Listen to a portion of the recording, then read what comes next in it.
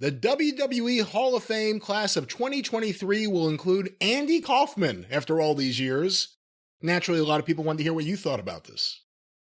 Well, I don't know why they haven't done it before. And it's kind of shocking when you think about it. We've talked about it before. What in the world is holding Andy Kaufman up? So, yes, I think if you're going to have a celebrity in the WWE Hall of Fame, he and Cyndi Lauper would have to be the first two, and neither, as of yet, has gone in. At least now they got Andy. So, yes, I'm Andy Kaufman and Jerry Lawler as a match and a feud and a rivalry is hotter now than it was 40 years ago. It's been 41 years now. In 2 weeks? And they did the Tales from the Territories episode on it. I was there on Vice's YouTube on it. It's been talked about and rehashed in movies and podcasts and etc.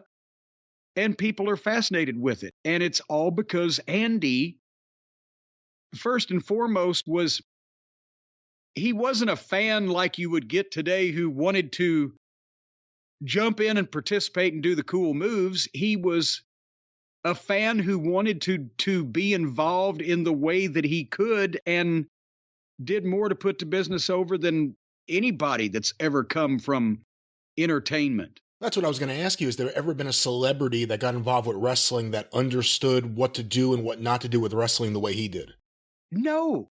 And I mean, we're not talking about, I'm sure he didn't know how to do all the moves. And there's, plenty of clips of him and Jimmy Hart, fighting it wasn't that. He understood the business psychologically and what made it work and what made the fans, what made him like things or what made him dislike things. He understood the business on that level because he spent his whole life with doing those things, committing to something and not letting people see through it, and then watching their reaction and getting their reaction. There's something also to be said for growing up idolizing Buddy Rogers.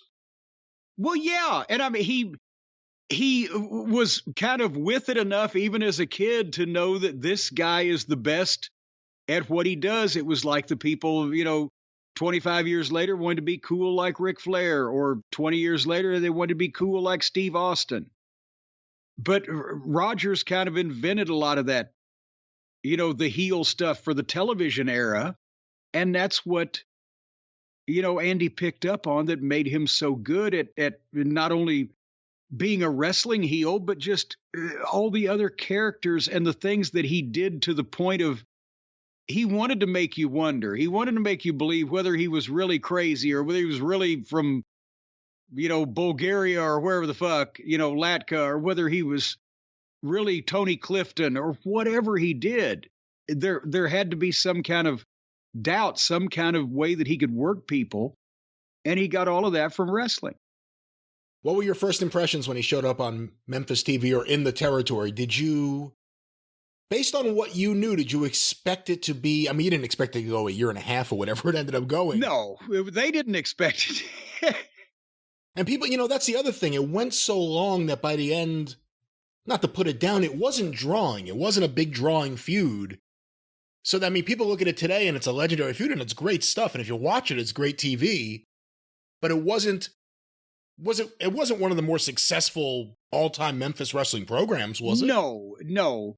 Well, and see, that's the thing, that Lawler doesn't take credit for half of the sellouts that he fucking had with people, but he still thinks that, or at least says that he and Kaufman sold out. It wasn't. There was 8,000 people there, but it was one of 52 Mondays that year. They didn't know it was going to be the most famous match in the history of wrestling. But when he first showed up, to answer your question, everybody knows the story of how they made the contact through Bill Apter, and he got Lawler on the phone and they invited him down. And he, initially showed up in Memphis and cut a promo and challenging the women. I will wrestle women from the audience or whatever. And then I went down for the 2 weeks of his women wrestling. because, obviously to get pictures or whatever. And Lawler had tipped me off. Okay, he's going to be in Memphis, next Monday or whatever, so I could plan. And it was amazing because everybody, all of the fans, they had, I don't know, at least 20 women volunteer and got up in the ring and did the old deal, holding a hand over. Let's get your applause. Because, he couldn't wrestle all 20 of them. It was a shoot. And Foxy, right? Well, that she was number 4 because they picked 4 women. Was it 3 or 4? I can't remember. I'll go back to my notes. But anyway, the point is, again, Andy's, he knew enough about wrestling and with the situation he was in to not get beat. It was a 3-minute time limit. He's wrestling average women out of the crowd that are in front of thousands of people in the Coliseum, scared to death probably. They're going to blow up. They're tense. He can just not be pinned. So, but they were shoots in that respect, in that the girls were trying, and he beat eventually the first 3 when they'd blow up, and then Foxy was a handful. He's tired. And they went the time limit, and the fucking people went crazy over her. So that's when, Lawler and Jarrett are sitting there at ringside, and they saw something in that. And so then they brought Foxy back the next week, and advertised it on television. And said, and Lawler said he's going to give her a few tips because, he went over and whispered in her ear a couple of times when he could see the people the first week, the people were getting with her. And then, Kaufman ends up winning, but tries to, abuse her and gives her the little kicks afterwards. And Lawler goes and shoves him off. And there you go. The people were ready to see that. The idea that during the first match, not knowing what the result, well, I shouldn't say, not knowing what was going to happen, Lawler noticed something and went to the ring to whisper advice to her. That probably wouldn't happen today. The idea of an improvisational moment. Okay, something's happening here. How do we build into this? Well, this whole thing wouldn't happen today because, and see, here's the thing. A lot of people probably don't know when we say, well, they brought Foxy back for the rematch. They never smartened her up, ever. She, to this day, from Jerry Jarrett or Jerry Lawler or anybody involved with the wrestling company, has no idea that she was part of a fucking work. Because they just said, hey, we think the people would like to see you come back and try it again. Would you like to come back and try it again? And Kaufman said, if she beats me, I'll give her $1,000 and I'll marry her. They probably wouldn't have taken him up on that part. And I'll marry him. I forgot about that part of the stipulation. Yeah. And they brought her out, Foxy, on TV to cut to promo. And she was kind of a celebrity around her neighborhood especially, but no, they never said anything on this card is a work or we are arranging this in any way or this is going to be used to further anything. It was real. You get 3 more minutes at Andy Kaufman, try to beat him. Because they couldn't smarten her up or people would have seen it a mile away. So yes, none of this would have happened today because they were actually using fans as part of this thing that didn't know that they were involved in a goddamn situation there.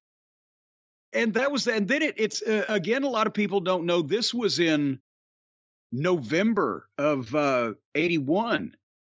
And then it wasn't until April of 82 that they had the match because after they talked some more, then obviously, I guess Andy was still filming the television show. He couldn't just come to Memphis every week. But he started sending in the interviews then, which were from the pool in his backyard in Los Angeles sometimes or whatever, or Bob Zamuta's place or whatever, wherever he was, knocking the people in Memphis, saying he was going to sue Lawler. And they built the whole thing up and they set it up for about 3 months. When did you hear that he was going to be, that Lawler and Kaufman were going to be on Letterman? How did you get tipped off about that?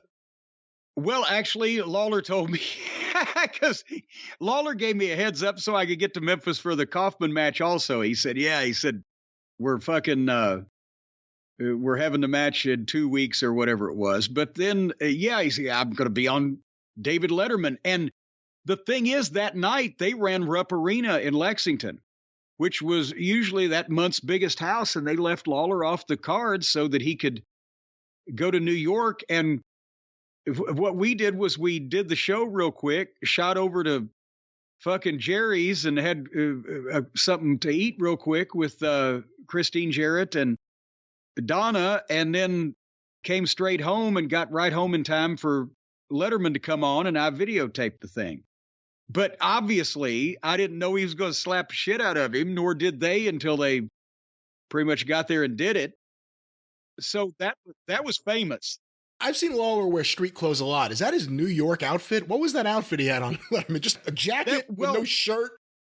No, here's the thing. If Lawler did something on regular television or, something, a big deal like that, he had some goddamn wild ass, allegedly fashionable clothes off of Beale Street.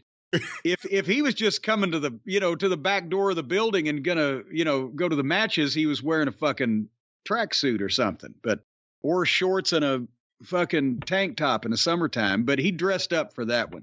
What was it? Red leather or pleather pants or whatever. And it was an interesting outfit. Yeah.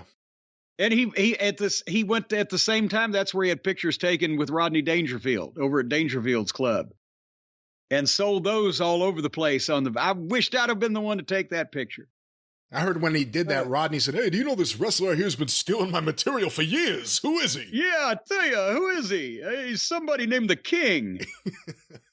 But anyway, but let's go back to, because the thing you said was the program went on so long, though. So a lot of people don't remember that later on in '83, especially, Andy just got the bug. And I mean, he was making, I don't know whether they ever got him in Evansville. I was, on the buttermilk run at that point in time, about to go to Mid-South, but he was making Memphis and Louisville. He'd make Nashville on Saturday nights. He was at the Memphis TV studio on Saturday mornings.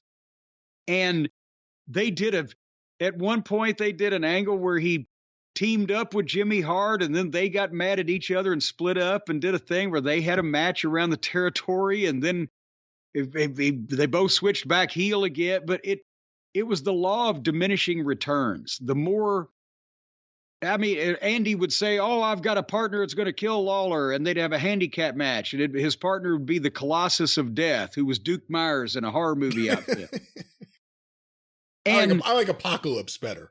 Apocalypse was a little more offbeat, but that's the thing is, Andy was more, he became almost one of the boys for a while there in '83, but they had creative angles. There was the night that Lawler had thrown fire in Jimmy Hart's face and burned him, and Hart had come out on TV wrapped up like Claude Rains in The Invisible Man, right? And just sunglasses and all wrapped up in the hat and his outfit on, and he's saying he's going to get even. He's going to be in the corner when Nick Bockwinkel beats Lawler that Monday night. It was an AWA title match.